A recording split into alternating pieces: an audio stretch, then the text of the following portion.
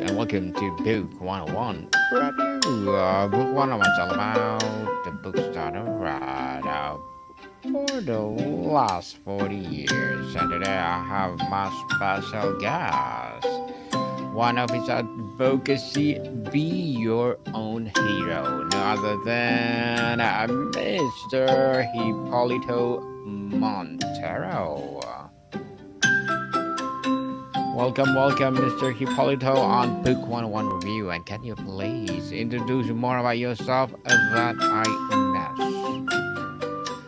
miss? My name is Hipolito Montero. I'm just under 50 years old. I come from the UK. I discovered fitness when I was 44. The reason I discovered that was I came across a series of chest pains. This was around October, November 2019, which after consultation and an x-ray revealed that my heart was 53% bigger than it safely should be. And I was told by my doctor that I had two choices. One was I really didn't have much of a choice, which was if I didn't change my lifestyle, I didn't change the way that I was going on my trajectory, I was potentially going to die. The other option was to change my lifestyle, my food choices, my movement patterns, and be able to fulfill my life and be able to be there for my family and for my daughter. So I made a decision, and 6 years later, here I am. And congratulations for doing the right thing, Mr. Hipolito. Thank you for sharing your knowledge and wisdom to the world for today. So, today let's talk about health and fitness.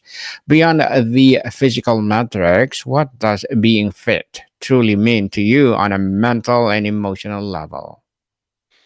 The most important thing for me was the mental situation. I was never really confident in myself, really didn't have any confidence in looking at myself in the mirror.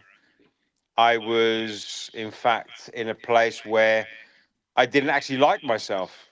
There was lots of situations, particularly emotional situations, that led me to feel the way that I did. I resorted to food in order for me to be able to have a release from those feelings. And there was for many years a absolute distaste for what I saw in the mirror, how I saw myself, and I truly believe that people saw something horrible, realistically, and in potentially two occasions, it really did affect my mental health incredibly seriously. Which, in the end, I actually did think that people didn't really believe in me, and I didn't believe in myself, and it was very dark. But I had to, I became a father when I was 38. It was quite hard for the first 2 years, but then I started to realize that I had to provide for this young person. And having lost my own mum at the age of 9, I started to see his history replay itself, which I personally didn't want. So in 2020, when I was 130 kilos, actually, it was actually a friend of mine that actually believed more in myself than me, and I started my fitness journey. At the time, I didn't believe I was going to sustain it, but she believed enough in me to be able to do it and lose the weight. I ended up in the first 2 to 3 months losing 30 kilos of that weight. And I would be lying if I said it was easy, but I managed to do it, but my trajectory has actually taken 3 attempts realistically from then until now.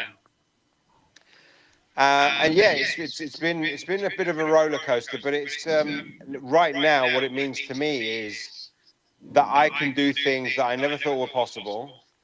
Mentally now I have the clarity that will let me allow me to sustain it. It will also allow me to enjoy my life and actually look forward to what's coming. What is the common piece of health or fitness advice you personally disagree with and why, Mr. Hipolito? Very simple, that there are foods that you cannot eat. There are foods like chocolates, like those that people and social media demonizes. Within the realms of moderation, you can still continue to have those foods and still have a good relationship with them. It's the wrong advice to say that foods are good or bad. It's simply that they are more or less nutritionist. You have to understand nutrition most importantly than anything else. But I think also that another thing that's a big misconception is that exercise will fix everything. The very, very first thing and most important thing you have to fix is your relationship with how you see food. Then it's the food itself and being able to control the food intake. And then you must have an exercise regime. It doesn't have to be huge and it doesn't have to always be hard. It can be as simple or as hard as you want to make it. But those three is those three steps is what I would do first. So first, you'd want to fix and address the situation with what got you there, then the nutrition side of things, and then the exercise. Exercise indeed. So, how do you navigate the balance between self acceptance and the desire for self improvement in your fitness journey? Self acceptance is monitor what you can control, and anything that you can't control, you manage that, because anything that's outside of your control is just not worth worrying about. So you can control how you feel, you can control how much it affects you, you can control what you put in your mouth and how much you put in your mouth, and you also can control how it makes you feel. It may seem like you can't, but in my experience, you definitely can. For many, motivation is fleeting, and Mr. Hippolito, what is the core why that keeps you disciplined when you don't feel like putting in the work? That, do you know what? That's very, very interesting. And the way that I frame it is, I look at the long term and how that will basically make me feel positively about myself. Every time I've ever been in that situation, I look and think that where am I going to be 20, 30, 40 years from now? I look at myself when I'm in my 70s and 80s and look and think, how do I want to feel then? If I don't put in the work now, then I can't expect that in my 70s, 80s, 90s, that I'm not going to be in a situation where I can be able, that I don't have to depend on mobility aids. And I need to sort of want to be a 70 and 80-year-old person that can navigate and be free to be mobile. And that's what gets me up and motivated to do what I need to do, because I want to be that old person that doesn't need your mobility aids to function. I see so many older generations that struggle. And I've also seen a growing number of older people that are so capable. There is one particular person that I follow who, at his 77 years of age, can do plank levers. He can do things that you wouldn't think possible for someone of that age. And I want to be that person. So whenever I don't feel that I can do it or want to do it, I always remember two things: how I feel after I do something, i.e., if I go to the gym, go for a walk, go for a run, or any sort of physical activity, how I feel afterwards, where I feel mental clarity, I feel so much better. That's what motivates me to get up and do it. On practical application and sustainability, Mr. Hipolito, if you had to strip your fitness routine down to the most essential non negotiable elements, what would they be? That's quite straightforward. Move, and move some more. If you want to do the most basic thing, I would certainly do some walking, 2, 3, 4 miles, or even kilometers. There is a sort of common saying that you should do 10,000 steps a day. Okay. I would certainly start with that. Go to the gym. You don't necessarily have to lift weights. You can do some walking on the treadmill, do some chair steps. You can do, use the bicycle. You can lift some weights. You can, there is just so many different things that someone can do. One thing that I really, really enjoy now that I never used to do before: walk in nature. Walk, just walk in the on the street. Just walk. I walk along the seafront. So walking would be my non-negotiable. But the gym is your friend, and the weights are your friends. And there's a community out there that will help you as well. Definitely community for sure. What does a healthy day look like for you now compared to what you thought it looked like 5 or 10 years ago? Right. So 5 or 10 years ago, I would probably say that there was no walking, or virtually no walking. I wouldn't go to the gym. I would probably conservatively say that I would consume probably 5 to 6 thousand calories a day.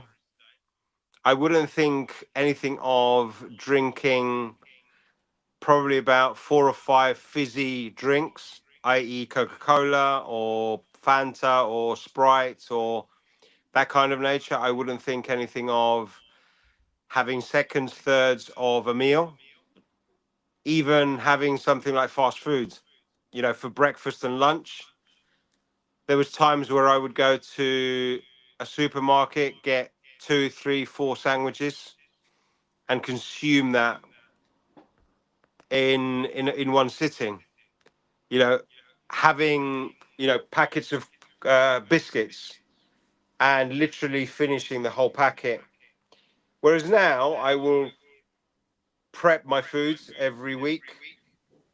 I will still incorporate things like biscuits, but instead of having the whole packet, I would have two. Mhm. If I was to, I don't stop having donuts. I don't stop having the things that I really enjoyed before.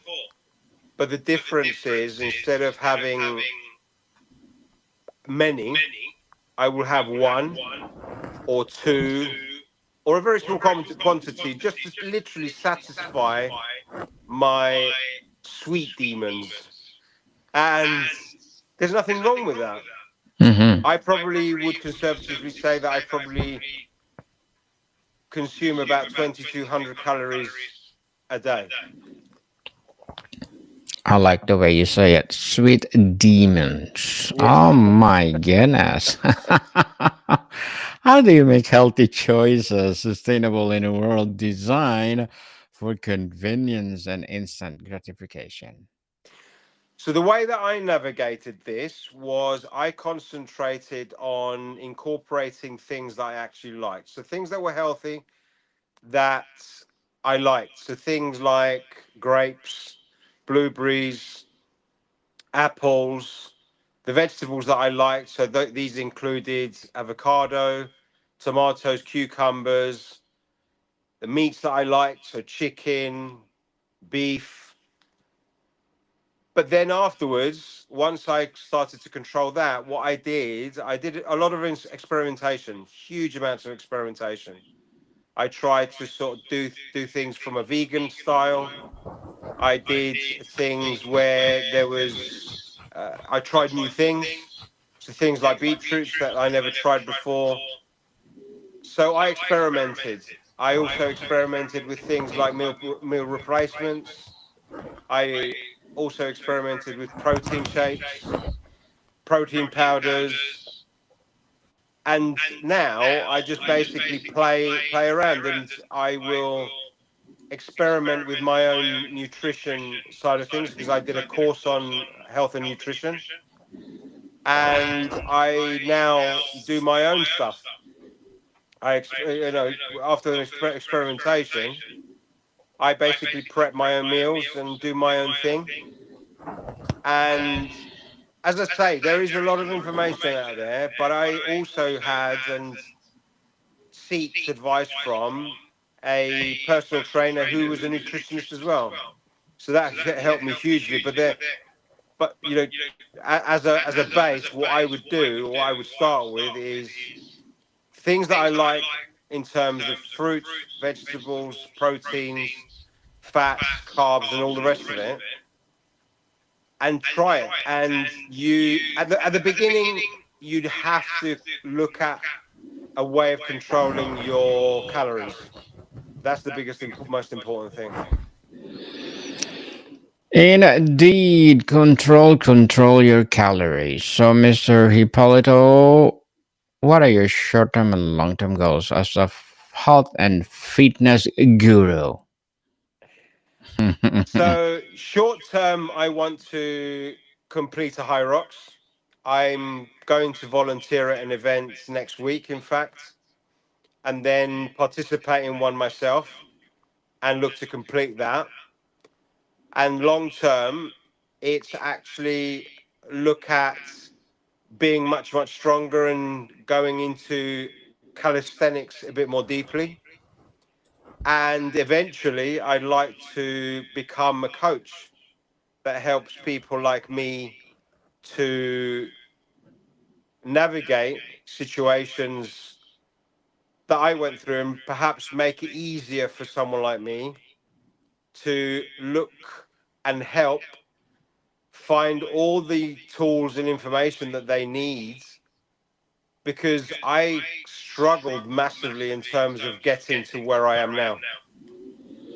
And if I had had a coach that sort of helped me navigate all this, it would have been so much easier. Interesting indeed. Mr. Hipolito, and good luck to your goals and looking forward for more success. And what will be your piece of advice for those people out there who want to be a fitness and health guru? So say that again. What will be your piece of advice for those people out there who want to be a health and fitness guru? So my advice to you, to anyone that wants to do that is get up and do it. No one else is going to do it for you. No one else is going to have any interest in doing it for you, apart from the person you see in the mirror. You also have to look and love yourself, no matter what you look like. But visualize who you want to be and get out there one step at a time. It's a long term goal that you need because this isn't a quick fix. It's not easy. There'll be failures, but what you have to do is get up and go again. Get up and go again. You will fall more often than you'll succeed. But when you succeed, that feeling will be unlike any other feeling you've ever experienced. I guarantee it. Indeed.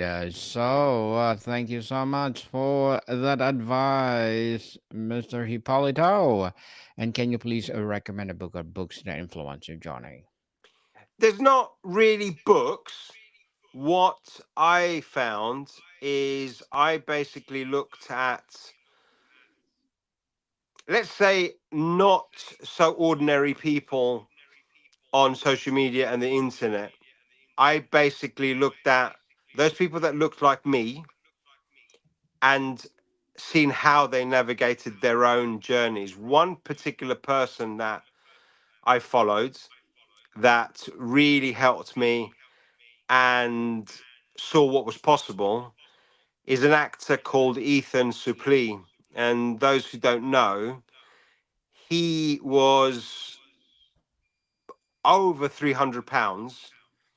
And now he has, I think, an incredible body considering how big he was and what he did to achieve it. And just look him up. And it's people like that as well. There is hundreds upon hundreds of people out there that look like us that have navigated incredible journeys to look so much better, so much healthier, so much stronger that we need to talk about it. We need to change. We need to change how people perceive us and become the norm because those influencers that are with the six pack, as much as I like to admire those people, but the people that haven't been through our journey don't understand where we are. Interesting indeed, and thank you for that recommended, Mr. Hipolito. So, what is the single most important piece of advice you would give to someone who feels completely intimidated to start their health journey? The first thing is there's no one looking at you. Those Mm. people that you think are looking at you are not. The gym community is a wonderful community to be in. There will always be haters, but there'll be more people that will encourage you than there will be haters. Forget about what the haters say. And as Arnold Schwarzenegger would say, don't listen to the naysayers.